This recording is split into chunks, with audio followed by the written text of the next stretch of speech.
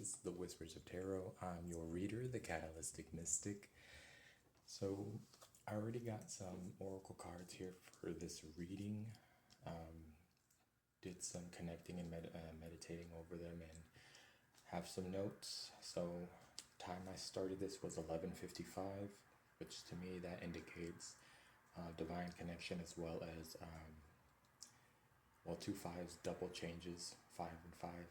Now these changes that are needed could be in two different categories or two different areas of the collective.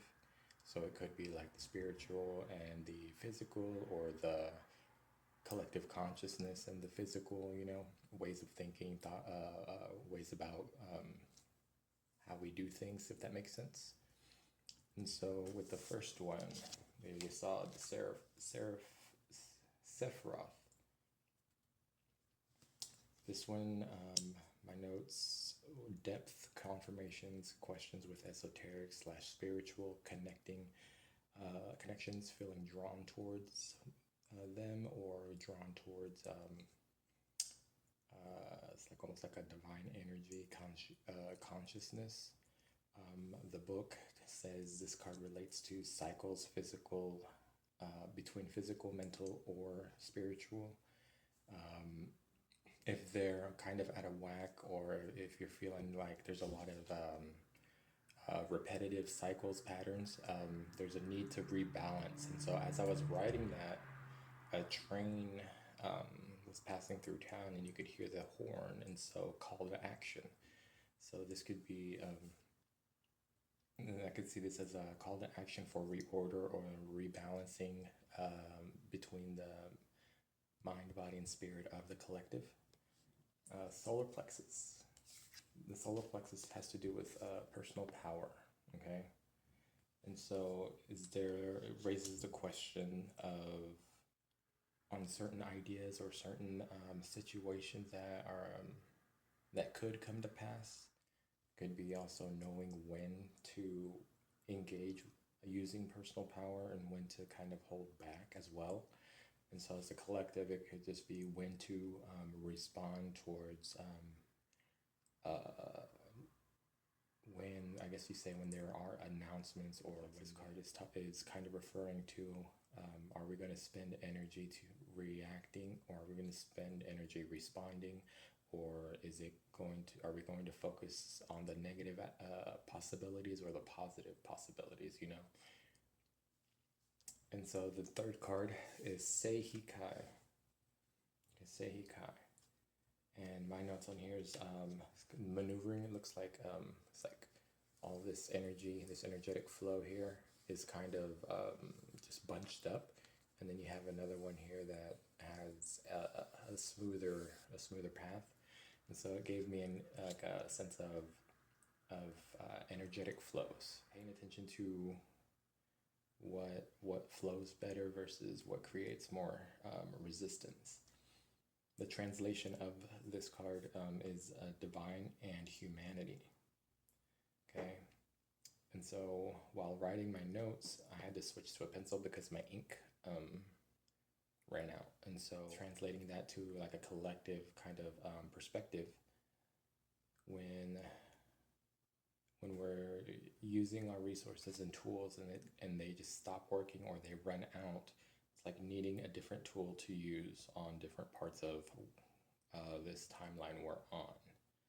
And so if it has to, it also talks about emotional release. If this card shows up, normally there's an emotional release that is needed, or there's emotions that have been that are building up. If there are, what are those emotions based off of? Are they fear-based? Are they envy? You know what I mean? So the final card being Uranus. Uranus, we all know Uranus has to deal with changes on a collective scale, okay? And it's not just slow changes like Pluto is. It's more fast, more whimsical. It is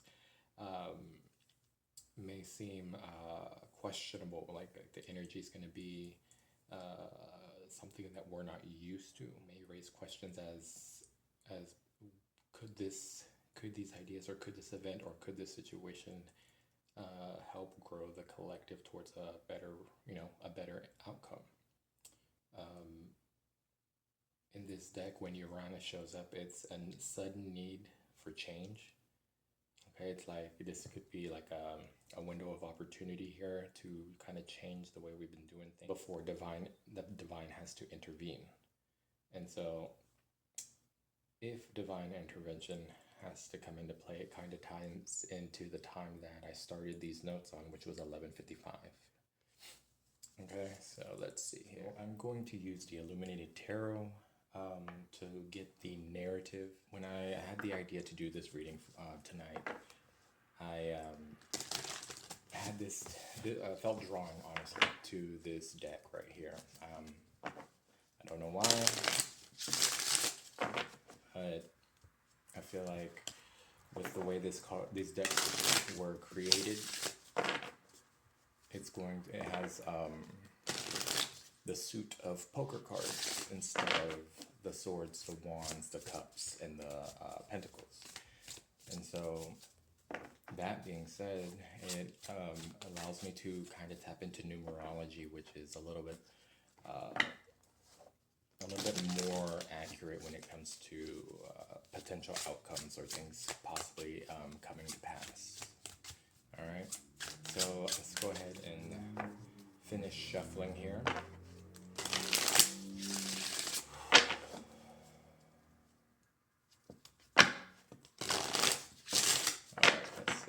The collective need to be aware of. Any messages for the collective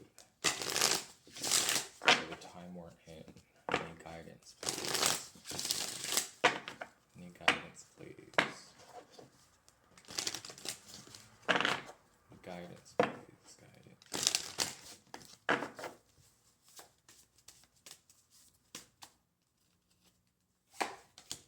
All right.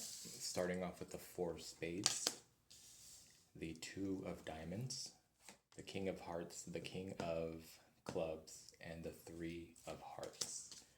We have the 4 of diamonds, the 10 of hearts, the 9 of spades, the 10 of wands. Okay, get the energy of the read, please. Energy of the read.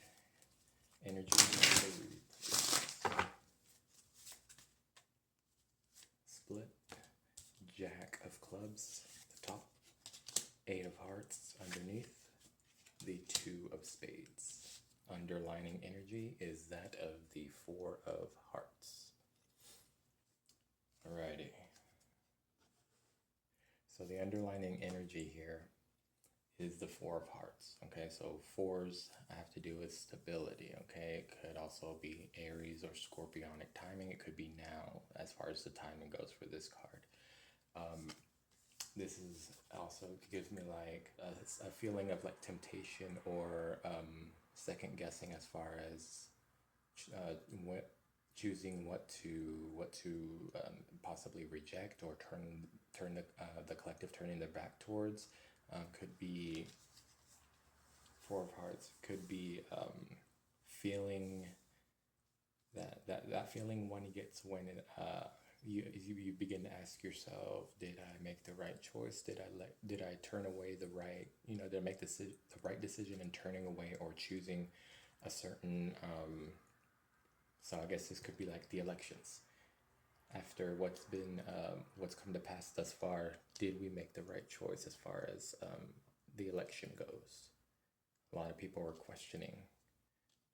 And so with the energy of this read here, as far as how to handle or got any guidance for the time that we're in, we have the Jack of clubs, the 8 of hearts, and the 2 of spades.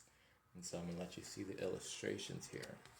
So there's the Jack of clubs, the 8 of hearts, which is the moon, and then the 2 of spades. And so with the Jack of clubs, it's like this, almost like a curiosity. Okay, and I feel like with the moon here, it's like almost like, is this curiosity gonna kill the cat? You know what I mean? Or is this, that phrase? the Two of Spades is the Hanged Man. So it's changing this perspective. Yeah, the early bird gets the worm, but the second mouse got the cheese. Does that make sense? It's changing the perspective in order to manifest or take on the energy of being more uplifting, more positive, as kind of like backwards as that is, with the second mouse being able to get the cheese. With the Four of Spades, the Two of Diamonds, and the King of Hearts. So kings usually indicate older gentlemen or older masculine figure. Hearts are usually more fair complected, lighter toned hair. The Two of Diamonds is that of the High Priestess. And so starting off here with the Death card is transformation. And so fours being stability, home, household, foundations. It's like there is a transformation or metamorphosis within the foundation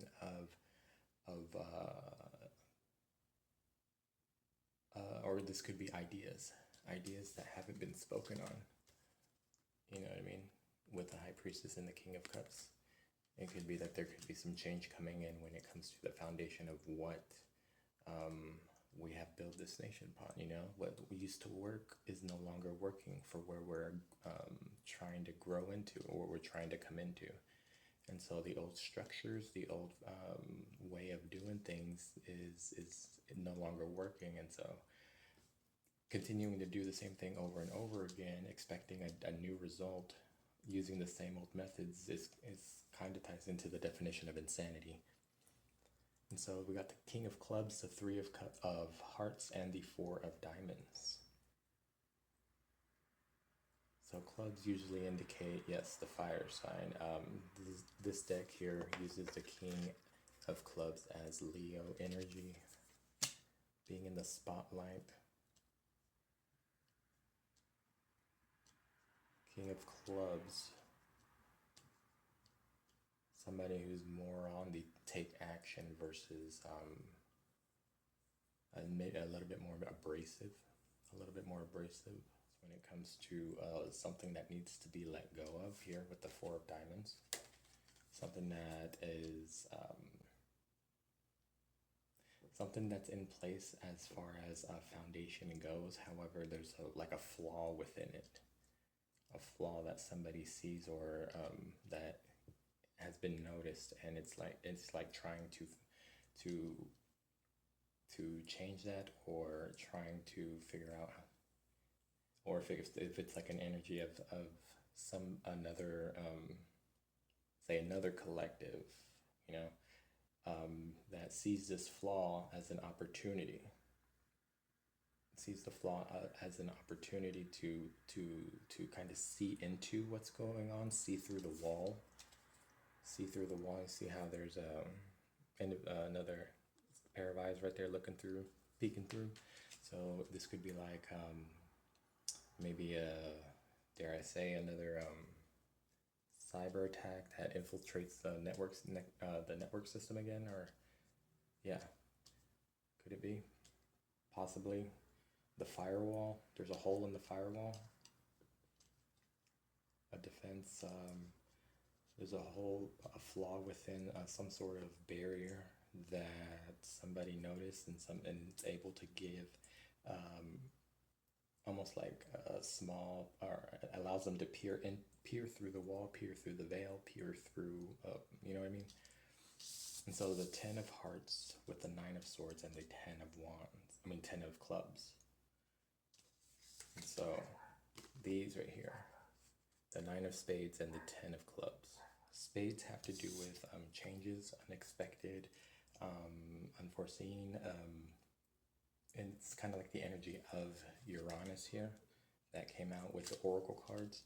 And so this could be changing the way the collective thinks, a way of thinking that is causing more resistance with our movement forward versus making it, it's like, if this is our two perspectives of our movement forward. This is where we're at now. This is the path that our energy is in, collectively. And the need to change it is to where it would flow smoothly, you know what I mean? And so wands, or the clubs, are the ideas, are the thoughts, are the almost like the mindset. Okay, and so these sudden changes here are tied to a way of thinking, thought patterns, you know what I mean? Stuck in old mindsets. Here's the opportunity here, the window of opportunity to change, where change all of this, or release and let go, or come to an understanding, or be able to grow past all of the old ways of thinking, old ways of going about handling situations, you know.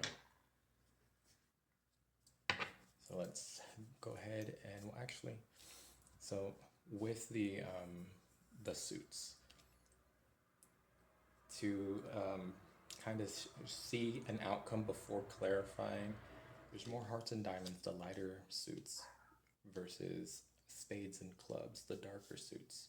And so what that tells me is that this is an indication of transformation. It is an indication of death and rebirth, okay? There's a total of 13 cards here that I'm using to read. And 1 + 3 = 4, which is right here, the 4 of spades. Death, rebirth, transformation, growth, okay? And so with the high cards versus low cards, let's see, we have 1, 2, 3, 4, 5. We have 5 low cards and 8 lower cards. So 5 high cards and 8 lower cards means that there's there's going to be a lot of resistance when it comes to growing and overcoming and getting to where we need to get. As far as, you know, right now in this moment, these cards are showing a possible outcome as to what could come to pass. So let's see here. Let's go ahead and clarify this 4 of hearts, because 4 of hearts, the 4s being foundation, stability, and the hearts pertaining to all matters to the heart, relationships, as you know what I mean, connections here. It's like an underlining feeling of, did I make the right choice, or a second guessing almost. So let's clarify. Mind's eye, what do you see about the 4 of hearts? Details about the 4 of hearts. How does it play into the rest of the cards? So let's see here. We have the Queen of Pentacles, the King of Swords, 10 of Cups, 6 of Swords, 10 of Swords underneath,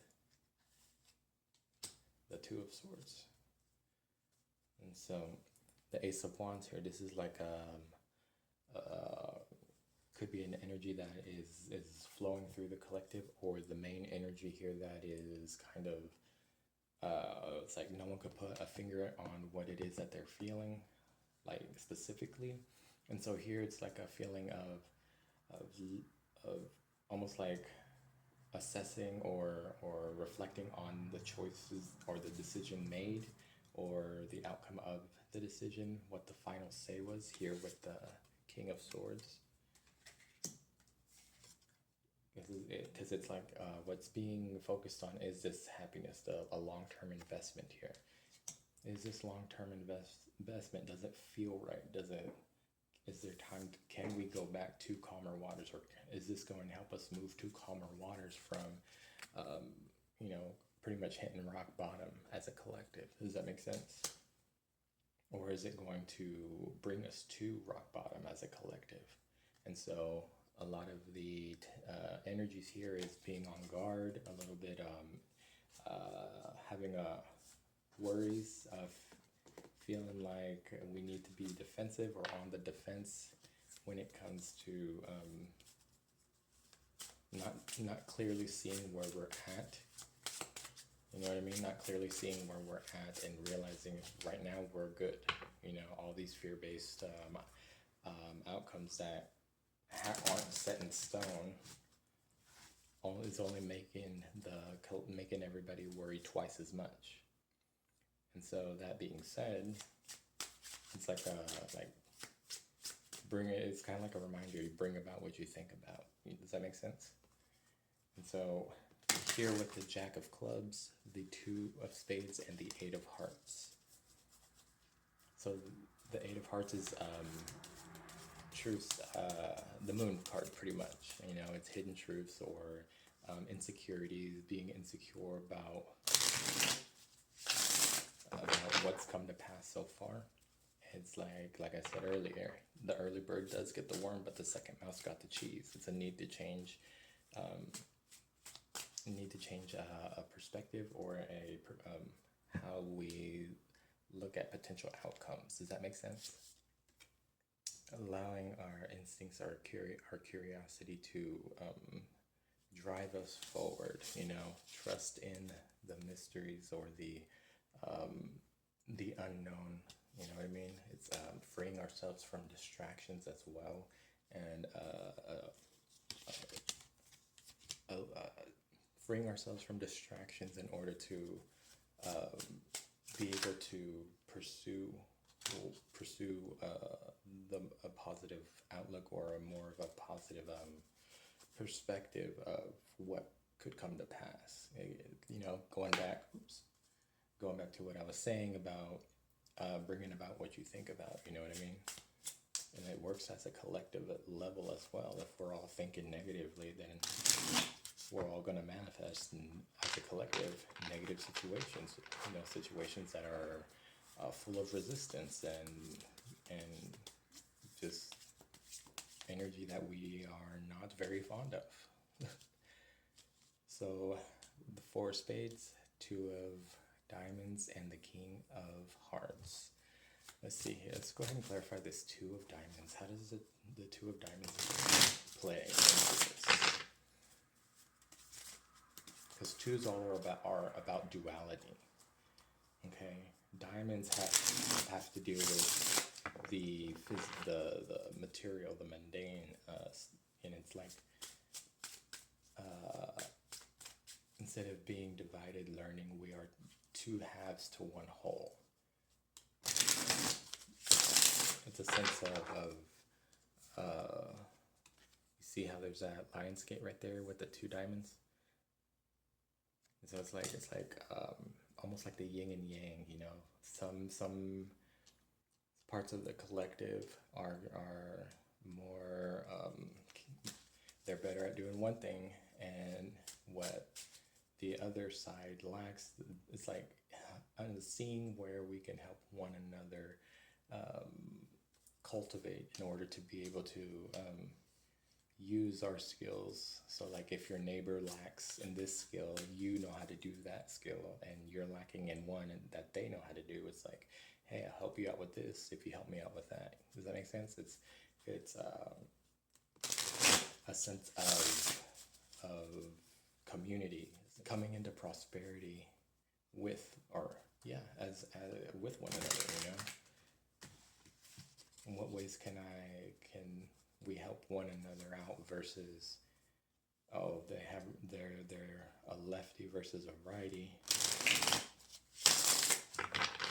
Does that make sense? Left versus right.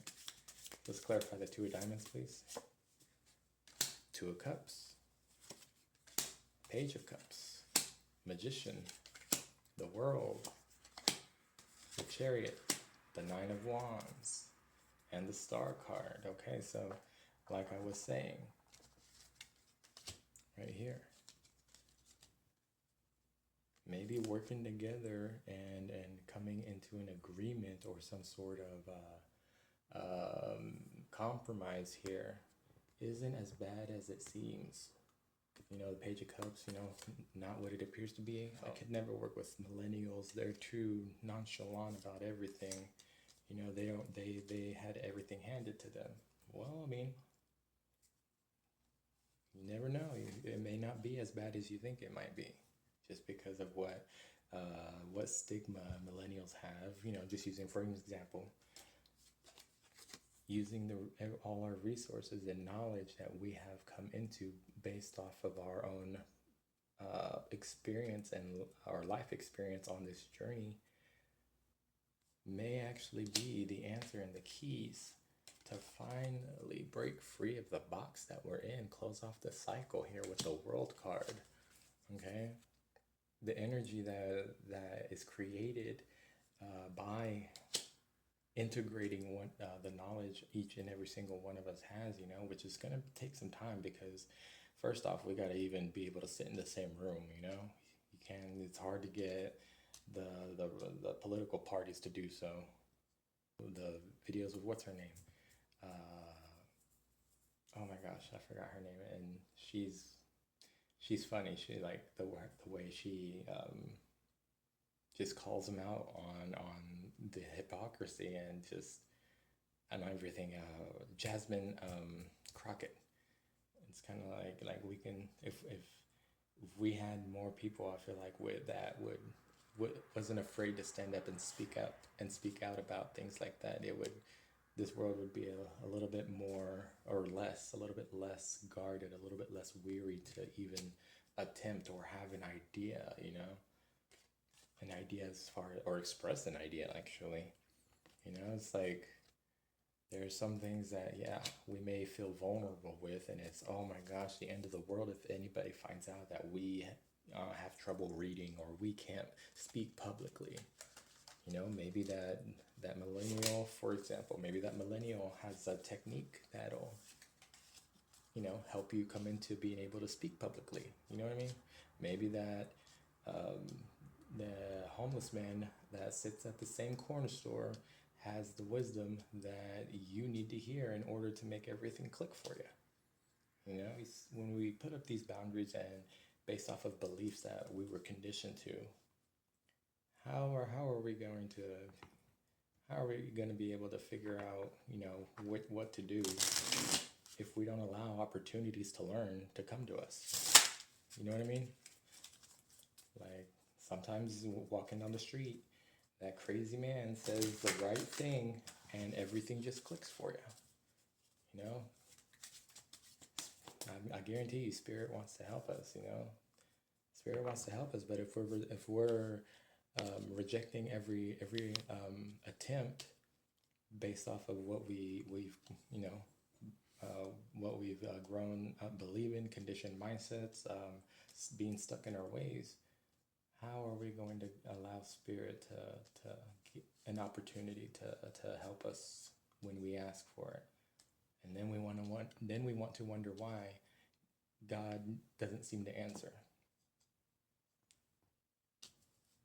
I pray and I pray and he never answers me. Well, are you being open-minded enough to be able to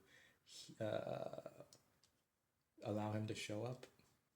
Are you allowing opportunities for him to show up? Or, because I mean, the wisdom and everything, our answers to our prayers, I feel, just based off my own experience, are going to come into us through individuals that we may be uncomfortable being around.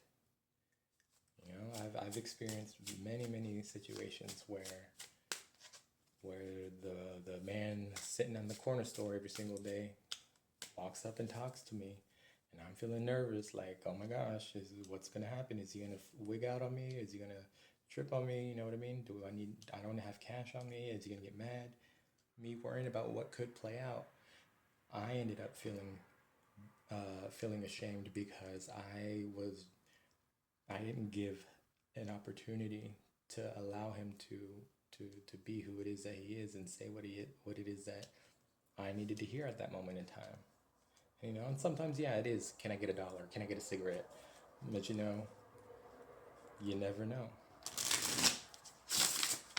And so with the King of Cups, I feel like let's see here. I'm just gonna, Four of Swords, King of Swords, Ace of Swords, Six of Swords, Queen of Wands, and Two of Cups. Three of Swords. Okay, so it does tie into allowing opportunities, allowing truth, allowing clarity, to come in. Like I was saying, we feel abandoned by spirit at times because we don't receive the answers, or we feel we haven't heard him connect with us, or like he's not listening, like he has, was stern or mad at us for some reason, whatever reason resonates with you. And so we do our best, we do what we do, and leave the situations, and find somewhere calmer, which can leave behind resentment, can leave behind envy. I'm looking at the lower vibe of the Queen of Wands, so jealousy, envy, resentment towards the situations that we don't want to be in, for them being too emotionally chaotic, or just emotionally unstable. And so allowing a little bit more compassion, open-mindedness, giving opportunity a chance to show up for you, whether it's that prayer, whether it's that new job, whether it's building this world, or this ensuring that the outcome that might come to pass is one that works for everybody. Okay? And so I feel like, again, with the Ten of Hearts, which is translated to the Ten of Cups, this long-term investment to where we're all integrating and doing all right, this window of opportunity here, Wheel of Fortune, all depends on whether or not we're going to release these, close off, take this opportunity to do the work, tap in, and acknowledge the changes that are needing to be made in order to release burdens, to release baggage from the past. It may require communicating, or hearing things that are things being told to a collective, or spoken up about that may make us uncomfortable, or people may say that, oh, whatever, he's crazy, you don't know what he's talking about.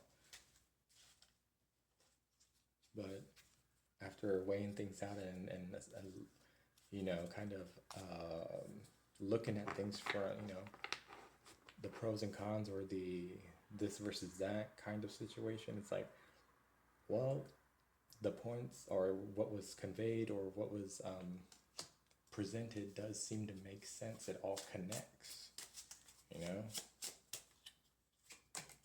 You got the Queen of Cups intuitively, and I feel like we know that this choice is coming up. We can either continue fighting based off of beliefs, Republican versus Democrat, North versus South, race versus race, sexual orientation versus sexual orientation.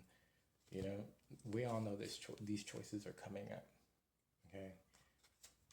And depending on our responses versus our reactions to those questions, to those deep conversations, it's all energetic. So if we choose a higher path, which isn't always the easiest, but if we choose the higher path, it's putting forth effort and getting away from this possibly hurting everybody, what comes to pass based off of what we've all chosen to do thus far. And so, like I said, we're gonna use what ideas, cultivate the ideas, integrate the ideas that come up, and say, okay, that's a pretty good idea. How's it gonna work for everybody? Not, well, that lead, what I mean? Not that helps them out more than me. This is a collective read, so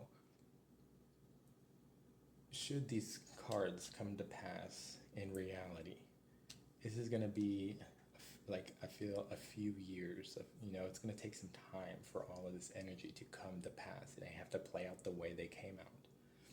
And so, that being said, who's to say we're all going to be here by the time these cards play out?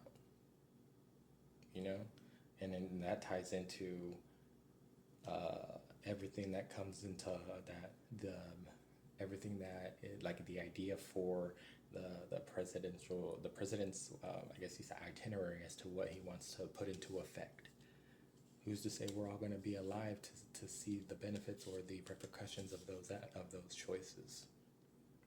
We're not guaranteed tomorrow. We're not guaranteed the next few hours. And so, with that information, or that being said, why are we going to hinder, or why are we going to pretty much create an outcome that we're not going to see the effects for, yet we're still fighting over based off of beliefs? Does that make sense? Because it doesn't to me. I'm not gonna. I don't see the logic in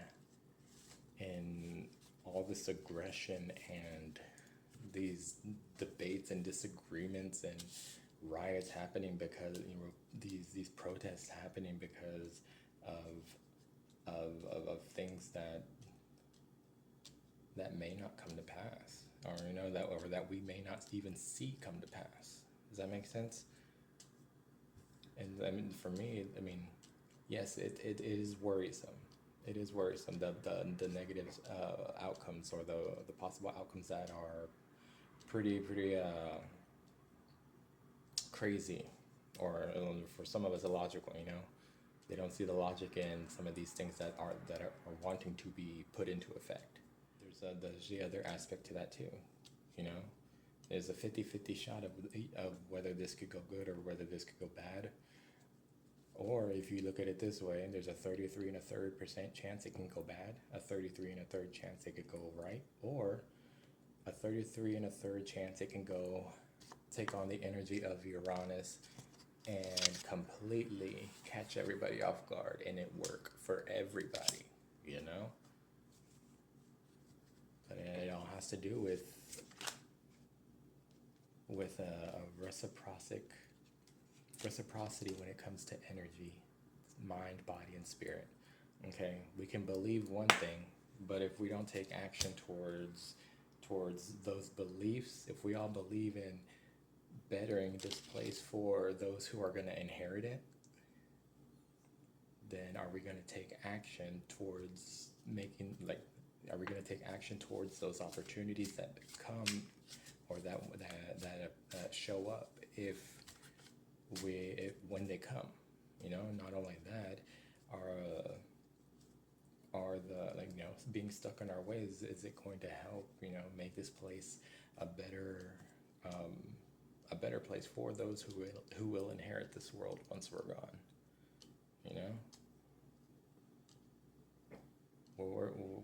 We want to have our beliefs expressed, and we want to have them protected. And so with all these this is what I'm going to put into effect. This is what I'm going to put into effect. Is he going to be alive by the time he gets put into effect? Who knows? May he rest in peace, John F. Kennedy. He was assassinated.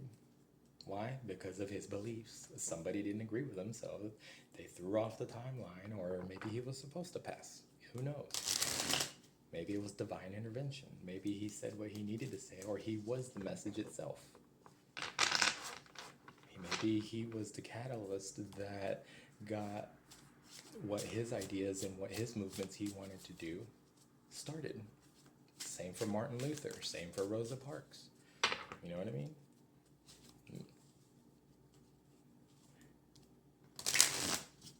What I'm getting at is there are multiple different possibilities as to how these times come to pass. However, they are all dependent on how we respond to what's happening in the now. Does that make sense? We're not guaranteed tomorrow, like I said. And so I can understand the fear, the seeing the negative aspect of it. I get it. But you're looking at the cup half empty, you know? You can say logistics, you can say the odds are against, thinking a better world into fruition. But I mean, just because the numbers line up against an individual doesn't mean that one voice can't make a difference. Well, I think honestly that's that. I feel like that's it. Yeah. I hope this raises some awareness to some individuals, gets people thinking as far as what choices, what actions, how can you influence a better world, or how can you help bring to fruition, or do your part to bring to fruition a better world for your lineage as they continue to come into this world. How can you play your part in contributing to creating a better world, whether it's being nice, whether it's listening, whether it's teaching the younger generations to have a more understanding, open-mindedness, instead of allowing old conditioned mindsets that are based off of a foundation that isn't working for where we're progressing. With Pluto and Aquarius, everything is going to be advancing. It's going to continue forward. We're not going to be able to maintain the foundation of what we've built everything on. It won't hold. It won't hold. There's too much advancements in technology and health and ways of living and aggression isn't needed here, because I feel like aggression, the disciplinarian kind of energy, is not going to help contribute as much as it used to. I'm not saying we all gotta be all soft-hearted or anything. No, there's still a sense of holding boundaries. Maybe that's another key to this, is holding boundaries. There's like a reciprocity kind of energy, knowing of when to use what type of energy, you know what I mean? Knowing when to be assertive, knowing when to be, to take action, knowing when to hold your ground, knowing when to speak up and speak out. Does that make sense? Well, that's all I have for you, collective. I hope this, like I said, I hope this raises awareness and maybe kind of gets people to see that change isn't always bad. Change isn't always bad, especially if it's with intentions for creating a better world for those who will inherit this world once we're gone. Hope you have a great night, and good night.